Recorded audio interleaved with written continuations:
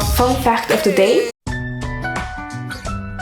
Hej, hjertelig velkommen til VAKURLEIKI.FO. I dag så vil jeg snakke om fyrigeving. Fyrigeving mellom te og god, fyrigeving mellom te og onnur og enda fyrigeva seg sjálvum. Og etter et emne som en av tikkun hever yngst. Hva fyrigeving? Året fyrigeving av føreskån etter fra tyska årene for giffen, som oppbyggt av tvøymon årene. Giffen som geva, og for som fullkomlig. Tyskon vil si at året for giffen at geva fullkomlig. I Bibelen har vi til høvsøyden 6 år for fyrigeving, av opprunna malen. Hese år kunne hjelpe okkur skilja ordet fyrigeving betur. Fyrigeving merker kapar, at dekko tiver eller få skyld. Fyrigeving merker nasa, at en syndabød vil gjørt. Hetta innebär en lykta, bera og dekka bort øyna byrå. Fyrigeving salat, som goddomlig fyrigeving til syndaren. Fyrigeving karis og meg. Karis merker nøye. Nøye merker å vise kærlega utan treiter. Fyrigeving afemi, som merker stryke ut syndaskuld. Fyrigeving apollo, å være endurløstur og setter i fralse fra skuld. Som det sutja, så fyrigeving ikke å bera ivervinnøkron eller ombering. Fyrigeving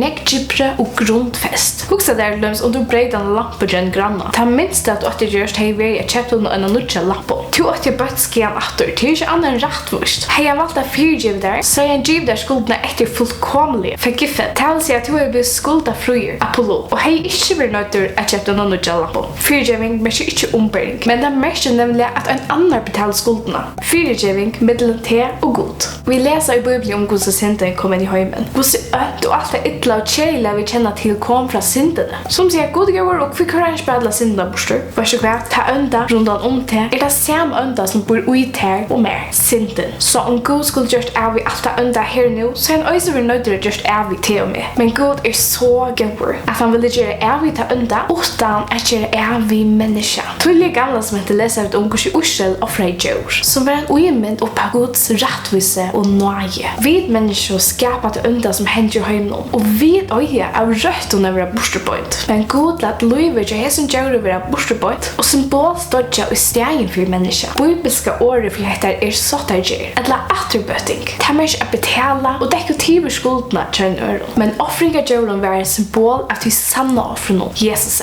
Loven hever bare skugga av en kommande. Ikke som om min tar at du kan aldri vi offrene, vi tar alltid kvørst år av nødgjøren bæra fram og gjør det som kommer fram vi tøymo. Men vi hesen offrene vi først mitt synder, og vi hesen vilja vi halga vi offring likams Jesus Krist, og innanfor for alle. Men han hever båret fram et offer for synder, og Gud skaparen Jesus kom ned i hjørnet som tjenere, og levde et fullkommet og syndafrutt liv. Han skulle ikke dodja for sine egne synder, og tøysel kunne han lytte opp, bæra og dodja for syndene til mennesken, og såleis vøyda syndafyrigeving. Til menneskesåneren heller ikke kommet for å lete onnur tjena seg, men for å tjena og gjeva løs opp som løysegjald for mång. Jesus deg var løysegjald for okkur mennesker, som kunne sette okkur i fralse fra sitt. Jesus offer dekorative skuldene og betalte det som vi skylda av gode, for å taka lod og gjøre øtt i hesen høyme. Men søvann enda ikke her. Vi leser nemlig at Jesus røys opp etter fra dem deg, og Jesus offer breit styrken av degen og synden høtta, som merker at Jesus levde videre og kan gjeva liv til kvantan som teker målet til. Så Jesus det fullkomna offret som at linje offrene pøyga fram i måte. Zoomar vi ut, så sørger vi at fyrigeving en pastor av tvøymon og en forholdet. Ta jeg forhold vil bråte, så kan det ikke gjøres heilskap atter utan jottan og fyrigeving. Og en best at brottsmæveren med yngre jottasna synd venter vi og be om fyrigeving. Om hin fyrigev brottsmannen, merker det at han dekorativer og betaler skuldene tja brottsmannen. Hette kan settes opp såleis. Så det gjør at for bøt for sinna synd like jottan pluss fyrigeving. Hugsa vi om det som god gjør for okkon, så gjør han okkon en utvei og møvlaga for fyrigeving. Vi enver syndare. Og sånn at blover uthelt fast ikke fyrigeving. Men god viser kærlega svinn til okkara vi Kristus døy for okkon med vi enver syndare. God hever fullført svinn part. Jesus deg for synder allheimses. Vi hånden har vi enderløysingsna vi blå i hansara fyrigeving syndare etter nøy rysdøm i hansara. Spurningen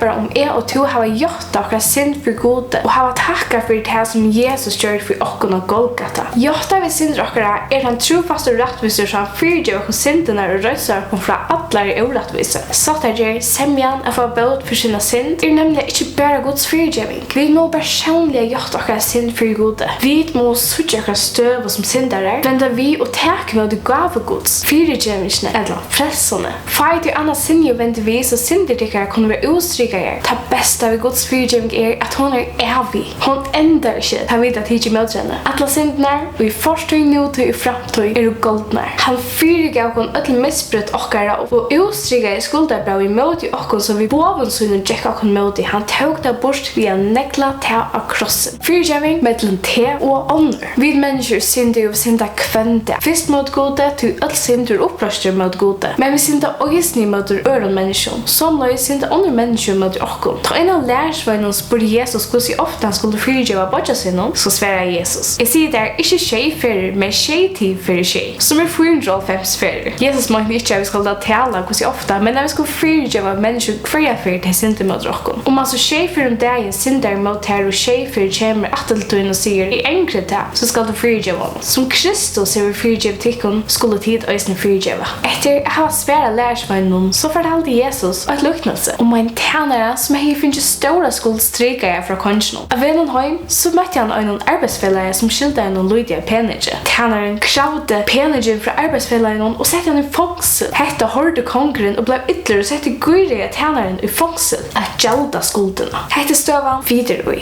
Vi tryggande så god stryka alle okkara skuld. God vil at vi skulle fyrigeva menneskene til det synder mot okkon. Ja, hver jeg fer. Ja, og jeg så fer som du også på nå. God vil at vi skulle sies som Jesus. For fyrigeva dem til videre ikke hva de gjør. Beste døme og fyrigeving Josef. Bodjaner hatt av Josef hadde ilt i ho at la var drepan. Tar enda vi selja til Egyptalands og likvar for papan hon at han var deir. Ta Josef møtte brødren at du så fyrigev han tøymen og gjør det vel mot tøymen. Titta du ilt i ho mot mer, men god hei ho a venta til godt. For jeg lat hette henta og nu hever hett og halda nikkon falska løyve. Øktest ikke. Jeg skal sutja til tikkon og kvinnon og bøtten tikkara til gaua. Så les okka jan tør og tå seg blodlig av vi tørs. Men ødla okkon heva steg hile meg. Her vid teg og i oia by fyrigeving og bøta atter. Men annars så var ikke loven til ursatsmannen og hva skulle gjeras om en mevur hei dryp eller ståle neid eller seg til en ør. Da skulle han leta 5 neid for det øyna, 4 seg for den øyna. Vi lever ikke langt ut lovene, men dette kan være okkon til lærdom. Dette bråte viser at god innskjer at vi skulle by fyrigeving og bøta atter i tannon som vi kunne. Dette tror vi at vi verlig av hjersta yngre for gode og mennesker. Vi sutja at toddleren Zacchaeus gjør det til. Har vi kraft og mykje fra nøkron, let jeg fyra for så mykje atter. At fyrigeva seg sjálvum. Jeg husker jeg lesa noen brott ur en vøkron tanka som Heidi Thompson har skriva. Det er trobult vi fyrigeva deg sjálvum. Sjálvum på sjálvum du synda i måte fyrigeva der og du vi god om fyrigeving. Men du sitter etter. Du sitter etter vi ringar samvetsko og en tungar byrå. Hvor gjør det jeg visste betur? Men hvor ber du hesa synda byrå? Ta Jesus sier at vi skulle letja akkara byrå ham, Matteus 11:28-30. Hvor tinnes du om hesa ta Herren hever fyrigjevet her, Hoseas 14:2-3. Hvor straffar du til ta Jesus tog straffna ved å dodja krossen om? Heldur du ikke at Jesus var godt nok offer? Jo, vurst var han til. God var nøgd over verset Golgata, Hebreabrev 12:8. Og Jesus sier til fullgjørst, Johannes 9:3. Til å si at Jesus var nok. Han tog straffna, og det skal du ikke. Og sanger lyser støvende vel. Yesterday, a closing door, you don't live there anymore. Paulus dåser øysene om å gløyma. Han er sannelig nekka plavast av, til han er punt menneske. Ta du er kommet til nye støv at hitja fram etter, så får du ikke pøyna det som over. Men du vil huksa, hikk at Herren har løtt meg jøknon. Ta i Herren mekner at fyrigjevat her, the unforgivable, ta mekner til øysene. Rombra 5:8. Vi hadde etter som Heidi skriva en nekka som vi ødel kjenner okkur atroi. Og ta vi ta by god og menneske fyrigeving, så må vi vente okkur til lyften i bøydlene og trykva tøymon. Fram om hva vi sjálve føla. Til som vi altså kjensler derfra, men lyfte gods, vi bøydlene, ta i standa til evige tøyer. Satan, ferie lignaren her, han vil ikke alt han kan til å dre okkur nye i høtten. Han pøyger okkur akkurat synder, og viser okkur okkur så ofullkommen, vanlig, vemmelig og viruslig vi og syndafull. Men tar det at vi skulle pøyge Jesus og sier Jesus betalte alt. Ja, og i snjæsa, rævlig og syndene som skammest vi. Men til at Jesus har givet der et skjedalist vire, og i honom du bøker og en kongstøtter eller kongssoner. Hver han som fordømer, Kristus han som deirer. Ja, ta moir, som risen opp og som vi høyre håndgods, og som øyne bier for jokken. Så Satan, han kan ikke bare klare hva dere må til Jesus har tid skuldene borster da vi da sett dere alle til ham. Hver det som tog god, som teker bort misbrot tørre og fyrigev sin tørre. Han gøymer ikke i atler over vrøysynet til han ho av visa nøye. Takk for det, og om du dømte dette videoet så du velkommen å dele det, og om du vil finne video og søke flere videoer så du hjertelig velkommen å subscribe eller abonnere til min kanal. Torsdag så video om imisk evner i bøydene, og annet kan fredag så det kreativ eller underholdende videoskrunne. Og omfram dette så kommer alt mulig og hjemmesiden VAKURLEIKI.FO. Og fun fact of the day, det vil være omløy holdt trus bøybler skjelter minutten, og hårst her. Vi suggest klikka her. A story that I'm writing to